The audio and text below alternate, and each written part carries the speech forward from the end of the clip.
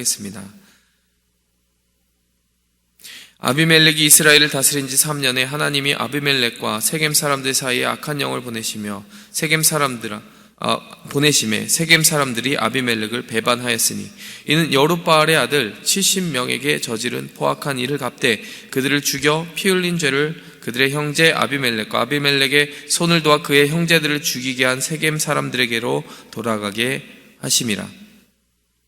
세겜 사람들이 산들의 꼭대기에 사람을 매복시켜 아비멜렉을 엿보게 하고 그 길로 지나는 모든 자를 다 강탈하게 하니 어떤 사람이 그것을 아비멜렉에게 알리니 예베스의 아들 가알이 그의 형제와 더불어 세겜에 이르니 세겜 사람들이 그를 신뢰하니라.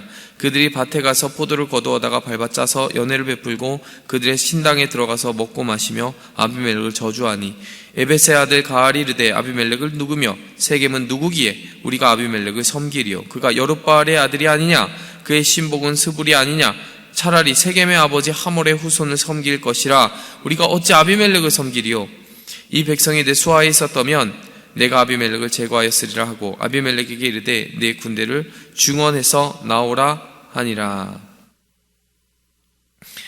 아멘. 자, 오늘 이 말씀은 이제 요담 그 70명의 아들 중에 살아남은 기드온의 유일한 생존한 아들 요담이 우화를 통해서 선포한 그 저주의 말씀이 어떻게 선포되었는지를 우리에게 보여주는 것입니다. 이것을 통해서 우리가 두 가지 교훈을 살펴보려고 합니다. 첫 번째, 교만은 패망의 선봉이다. 둘째, 언약을 잇는 것이 패망의 선봉이다. 이것을 우리가 기억하기 원합니다. 일단 오늘 전체적인 이야기를 살펴보면서 어떻게 요담이 선포한 그 저주와 오늘의 이야기가 정확하게 맞아떨어지며 또 그 저주가 어떻게 성취가 되었는지 그것을 한번 살펴보도록 하겠습니다. 전체적인 이야기의 그 흐름을 보면요, 오늘 이 본문 말씀에 23절이 이렇게 시작합니다. 하나님이 아비멜렉과 세겜 사람들 사이에 악한 영을 보내십니다. 자, 세겜 사람들이 어떤 일을 저지른 사람들입니까? 아비멜렉의 선동을 받은 사람들입니다. 선동을 받아서 기드온의 70 아들들을 처단하는데 앞장선 사람들입니다. 그러니까 세겜 사람들도 정말 그 악에 동참하였다라고 볼 수 있는 것이죠. 근데 요담이 저주한 내용은 무엇이었습니까? 이 가시나무와 같은 아비멜렉에서 불이 나와서 이 세겜과 그 안에 있는 사람들을 불사를 것이다. 역시 세겜에서도 불이 나와서 아비멜렉을 불사를 것이다. 서로 치고 맞서 싸우면서 둘 다 망하게 되리라 라고 하는 그 예언을 하지 않았습니까? 23절 말씀 보니까요, 하나님의 말씀이 그렇게 고스란히 성취되는 시작이 일어나게 됩니다. 아비멜렉과 세겜 사람 사이에 반목이 일어나게 되는 것이죠. 하나님이 그 역사로 말미암아 서로 배반하는 일들이 일어나게 되는 것입니다. 자, 그러면서 그 이후에 어떤 이야기들의 흐름이 이어지느냐, 26절에서 29절까지 보면요, 아비멜렉에게 반역을 계획하는 가알이라고 하는 인물이 일어나게 됩니다. 그 가알이라고 하는 인물이 어떤 일을 저지릅니까? 추수 때에 많은 사람들과 함께 그 세겜 사람들, 고장 사람들과 함께 모여서 28절에 보니까 아비멜렉은 도대체 누구고 세겜은 누구길래 우리가 아비멜렉을 섬겨야 되느냐 이렇게 이야기합니다. 그러면서 차라리 세겜의 아버지 하몰의 후손을 섬길 것이다. 이것은 야곱의 때까지 올라가는 그 세겜 족장의 이름 아닙니까? 그러니까 세겜과 이스라엘은 절대 피가 섞일 수도 없고 이들과 정말 뿌리가 다르고 우리는 이방신을 섬기는 이방 족속인데 어떻게 그 출신인 아비멜렉의 손에서 우리가 다스림과 통치를 받고 있느냐 이렇게 거나하게 취해서 교만한 말을 하기 시작합니다. 세겜 사람들이 그냥 거기에 마음만 선동된 것이 아니라 그 앞부분에 보면요, 실제로 그 길을 통행하는 아비멜렉의 사람들을 강탈하는 일들이 벌어지게 되고요, 이럼으로써 그 반목의 골이 점점 깊어지게 됩니다. 실제적으로 반역을 해야 되겠다라고 이 가알이라고 하는 인물을 핵심으로 그 세겜 사람들이 점점 세력을 모으기 시작합니다. 이때 30절부터 38절, 오늘 본문 말씀에서 다 읽지 못했지만요, 그 이야기를 전체적으로 요약해드리면요, 30절에서 38절에 이 이야기를 듣고 있던 한 사람이 있었습니다. 이 사람이 누구입니까? 스불이라고 하는 사람이었습니다. 30절에 보니까 그 성읍의 방백 스불이 에벳의 아들 가알의 말을 듣고 노하여 사자들을 아비멜렉에게 가만히 보냈다. 이 무슨 말입니까? 이 스불이라는 사람은 이를테면 식민 통치라는 총독 같은 사람입니다. 아비멜렉 편인 것이죠. 그런데 아비멜렉 편이 거기에 녹아서 숨어 있는지 몰랐던 것 같아요. 그러니까 말을 이렇게 함부로 한 것이죠. 근데 그것을 스불이 듣고 아비멜렉이 전합니다. 그리고 이 스불이라는 사람이 어떻게 이렇게 연통을 하냐면 32절에 보니까 당신은 당신과 함께 있는 백성과 더불어 밤에 일어나 밭에 매복하였다가 아침 해 뜰 때에 그 성읍을 엄습하면 됩니다. 매복 작전에 대해서 일러줍니다. 그래서 32절에도 매복하였다, 34절에도 매복하였다, 43절에도 매복하였다 라고 하는 구절이 나오게 됩니다. 그리고요, 이 매복한 군대들이 움직이는 것을 사실 이 스불이라고 하는 사람에 의해서 정말 아비멜렉이 움직여서 시작된 그 매복 작전이 가알의 눈에 띄거든요. 그래서 가알이 스불에게 물어봅니다. 저 사람들 어디서 지금 군대가 움직이고 있는 것 같지 않냐? 사람들이 움직이고 있는 것 같지 않냐? 그때 이 스불이라고 한 사람이 아비멜렉의 편에서 그 가알의 눈을 가리면서 아니다, 저 산 그림자를 잘못 보고 사람이 움직이는 것을 착각하고 있는 것 같습니다, 이렇게 이야기해 줌으로써 그 아비멜렉의 군대가 성읍 바로 앞에 당도하기까지 가알이 아무것도 대처할 수 없게 만듭니다. 스불이라고 하는 아비멜렉의 신복이 양쪽 사이에서 스파이를 한 것이죠. 아비멜렉의 그 작전을 성공시키기 위해서 스파이 노릇을 해서 결국에는 가알의 정말 눈을 가리는 역할을 하게 됩니다. 그래서 매복 작전이 이루어지게 되고, 자, 그 다음에 어떤 일이 벌어집니까? 39절에서 45절을 보면요, 세겜 사람들을 학살하는 일들이 벌어집니다. 자, 처음에 세겜 사람들을 바로 학살한 것이 아니라 이 가알이라고 하는 사람이 주동자였잖아요. 가알이라고 하는 사람이 그 전쟁에 앞서도록 스불이 뒤에서 부추깁니다.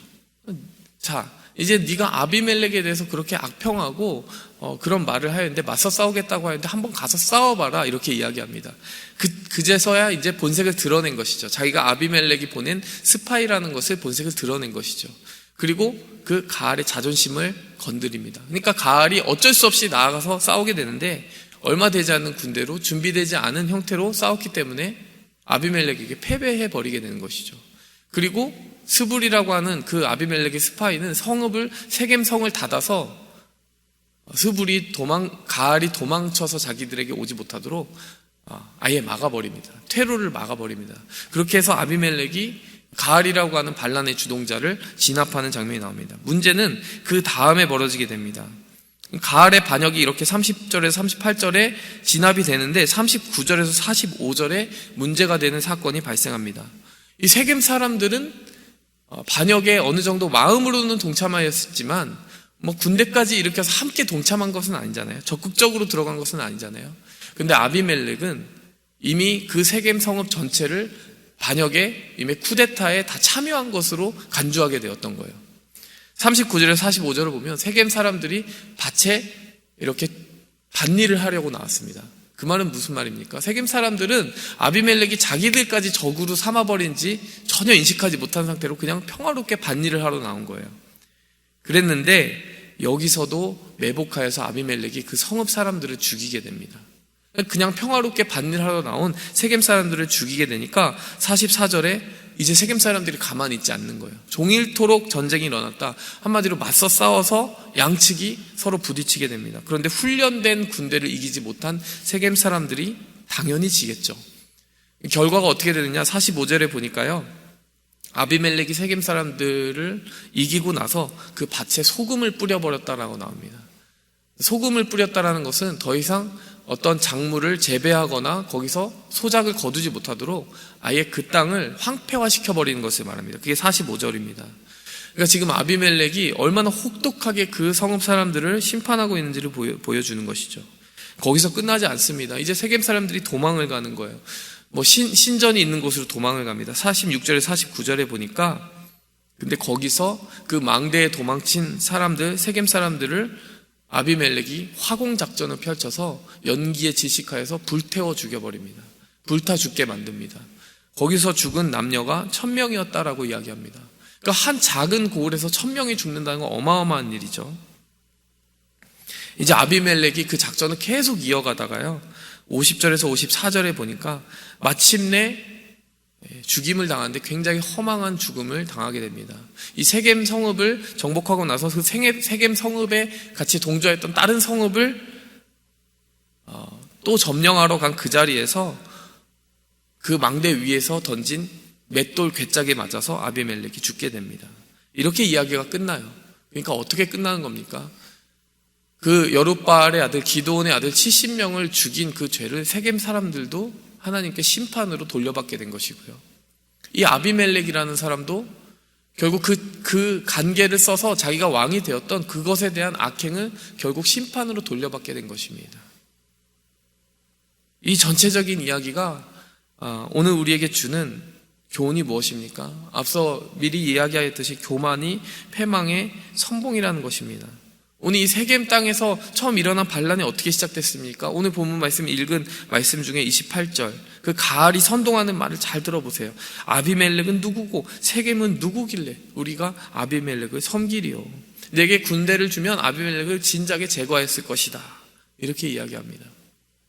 여러분 자신을 스스로 높여 왕으로 삼는 그 아비멜렉의 모습을 고스란히 닮아있는 이 가알이라고 하는 인물이 세겜에서 일어나게 됩니다.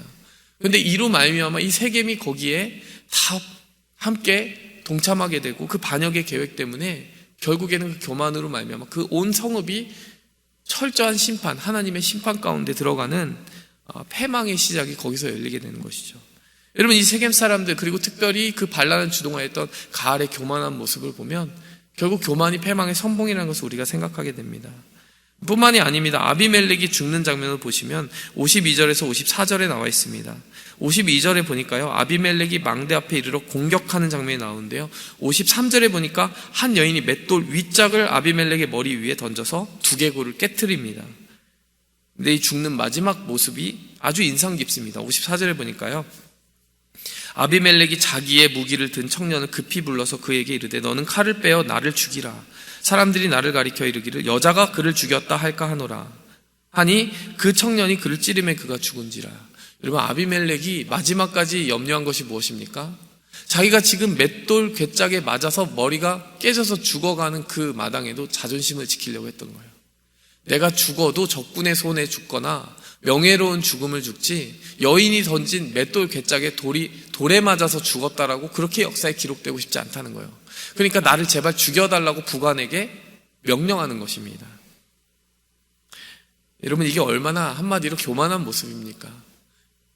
이제 죽어가는 마당에도 자기 허울뿐인 이름과 명예를 지키기 위해 이렇게 교만한 삶을 살아온 아비멜렉의 그 끝 모습이 정말 눈에 선하게 요약되는 그 한 장면 아닙니까? 한마디로 저는 이 장면을 보면서 이런 생각을 했어요. 참 피곤하게 산다. 죽을 때도 정말 이렇게 피곤하게 죽어야 되느냐.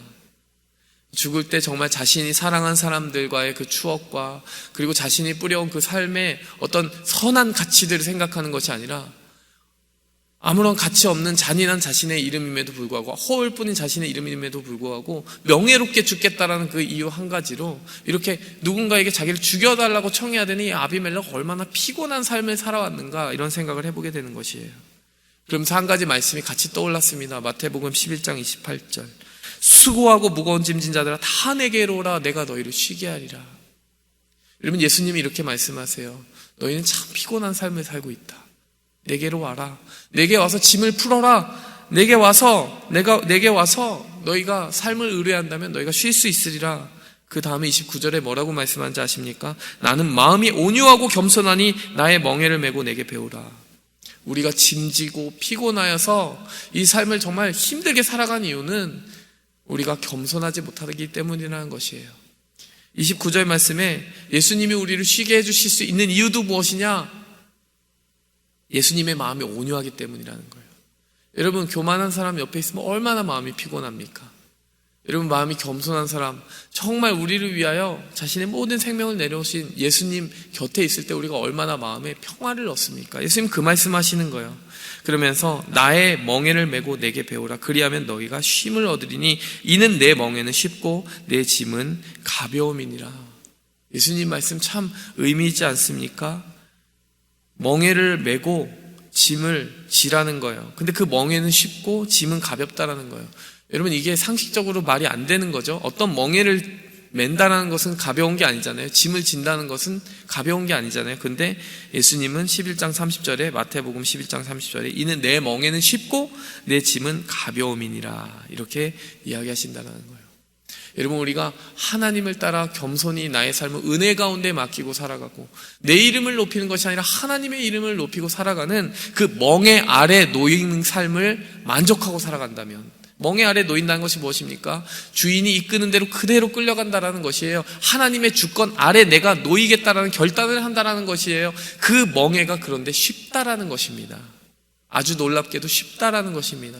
이 세상 사람들이 지어놓은 그 교만의 멍에 가운데 살아가는 것은 짐이고 고역이고 그 짐은 너무나 무거운 짐이지만 하나님의 주권 아래 그 멍에와 인도하심 안에 살아가는 그 삶은 너무나 쉬울 것이라는 것이에요. 그러니까 수고하고 무거운 모든 이 세상의 짐들, 이 세상이 지은 멍에는 버리고 하나님의 멍에를 지라는 것입니다.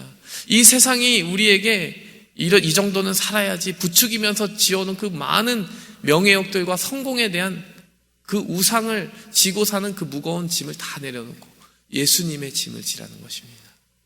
영혼을 살리는 그 사랑의 짐을 지라는 것입니다. 하나님의 나라의 계획에 동참하는 짐을 지라는 것입니다. 그러면 마음이 평화를 얻고 쉼을 얻을 것이라는 것이죠.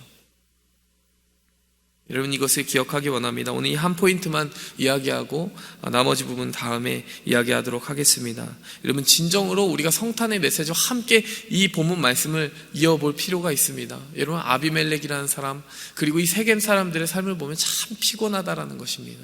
우리 인생이 살아가는 허황된 계획이라는 것이 하나님의 주권과 하나님의 계획, 하나님의 나라의 비전 가운데 동참하지 않으면 언제까지나 마음이 쉼을 얻을 수 없을 것입니다. 그러나 우리가 정말 비록 육으로 피곤한 일상을 살아가면서도 하나님의 뜻이 어디 있는지 묻는 사람은요, 마음의 쉼을 얻을 수 있게 될 것입니다. 그러므로 말미암아 지극히 높은 곳에서는 하나님께 영광이요 땅에서는 하나님이 기뻐하신 사람들 중에 평화로다. 예수님이 오실 때 천사들이 찬송했던 것처럼 여러분, 그 마음에 진정한 평화와 쉼을 얻게 되는 축복을 우리는 그 멍에 아래 있을 때, 겸손의 멍에 아래 있을 때 누리게 될 것입니다. 이것을 마음에 기억하면서 겸손의 왕으로 오신 아기 예수님, 그 성탄의 귀한 메시지를 우리가 마음에 새기면서 오늘 우리의 겸손의 자리가 어디인지, 하나님의 주권을 찾는 우리의 마음가짐은 어떠해야 되는지 생각하는 하루 되길 원합니다. 함께 기도하겠습니다. 하나님 아버지, 정말 피곤한 전쟁뿐인 이 세상 한복판에서 우리를 그 하나님의 은혜의 멍에 아래 초대하시는 주님의 음성을 오늘 본문 말씀을 통해 보게 됩니다. 아비멜렉도 세겜도 마음 둘 곳 없는 삶을 살았습니다. 그 누구도 신뢰할 수 없는 삶을 살았습니다. 그것을 모두 자기가 자처했습니다. 자기의 허울뿐인 이름과 자존심을 지키는 그 삶을 사느라 하나님의 이름을 잊어버리고 하나님의 주권을 버리며 살았더니 이렇게 피곤하고 고단한 삶에 스스로 짐지우게 되는 어리석은 삶을 살게 됐습니다. 하나님 아버지, 그 수레바퀴 속에서 우리를 건져내 주시옵소서. 그리스도 예수께서 우리를 위하여 지신 그 십자가 짐을 통하여 우리의 마음이 쉼을 얻게 도와주시고 우리가 그 십자가에 동참함으로 말미암아 사랑을 실천함으로 말미암아 존귀와 영광을 얻는 정말 참된 삶을 살아가게 도와주시옵소서. 예수 그리스도의 이름으로 감사하며 기도했습니다. 하늘에 계신 우리 아버지여, 이름이 거룩히 여김을 받으시오며 나라의 임하옵시며 뜻이 하늘에서 이룬 것 같이 땅에서도 이루어지이다. 오늘날 우리에게 일용할 양식을 주옵시고 우리가 우리에게 죄 지은 자를 사하여 준 것 같이 우리 죄를 사하여 주옵시고 우리를 시험에 들게 하지 마옵시고 다만 악에서 구하옵소서. 대개 나라와 권세와 영광이 아버지께 영원히 있사옵나이다.